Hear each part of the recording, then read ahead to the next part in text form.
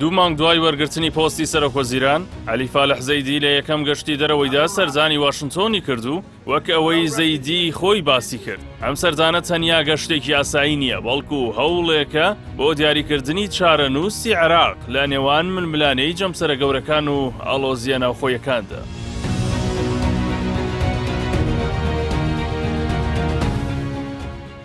لە واشنتۆن دۆناڵد ترامپ ڕایگەیاند پێویست بە بەردەوامی بوونی سەربازی ئەمریکا لە عێراق ناکات و پەیوەندیەکان بەرەو ئابووری بێپێشینە لە کەرتی نەوت و غاز هەنگاو دەنێن. زەیدیش جەختی لەوە کردەوە هێزە بیانیەکان دەڕۆن و لە بەرانبەردا کۆمپانیاکانیان دێنە نێو وڵات.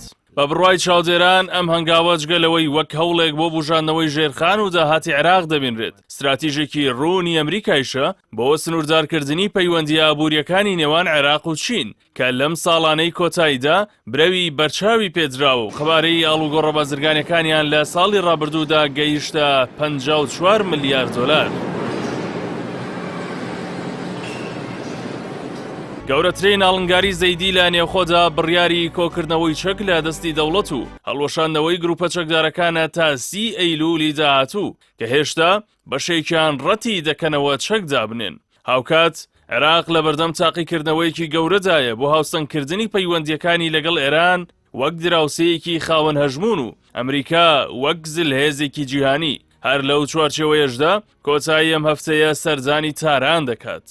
شیکەرەوەیەکی سیاسی سەبارەت بەم هاوسەنگیە دەڵێت دەبێت عێراق لە چوارچێوەی سیاسەتی دەرەوەیدا قەناعەت بە ئەمریکا بێنێت کە پێویستە پەیوەندی لەگەڵ ئێراندا هەبێت و بە پێچەوانەشەوە، بەڵام تا ئێستا ئەوەی نەکردووە.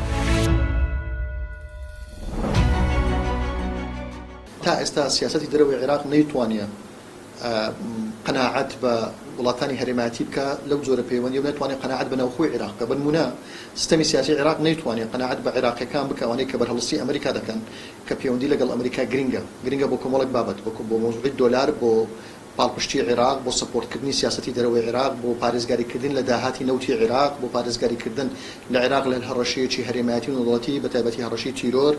پێویستە سیاسەتی ناوخۆی عێراق قەناعەت بە گروپەکانی عێراقەوە بینی، بە پارتە سیاسەکانی عێراقەوە بینی گرنگی ئەمریکا چییە. تا ئێستا نەیتوانێت قەناعەت بێت. دوو سەرکەوتوو نەبوو قەناعەت بە ئێران بینی کە پەیوەندیەکانی لەگەڵ ئەمریکا پەیوەندی بەهێز بن، ئەو پەیوەندیانەی عێراق پێویستی بە ئەمریکا هەیە لە قۆناغەدا. تەنانەت قەناعەتی بە ئەمریکاش نەهێناوە کە عێراق باسی سیاسەتی دەرەوەی عێراق دەکەن، قەناعەتی بە ئەمریکاش نەهێناوە عێراق چەند زەڕورە پەیوەندیەکان لەگەڵ ئێران باش بی.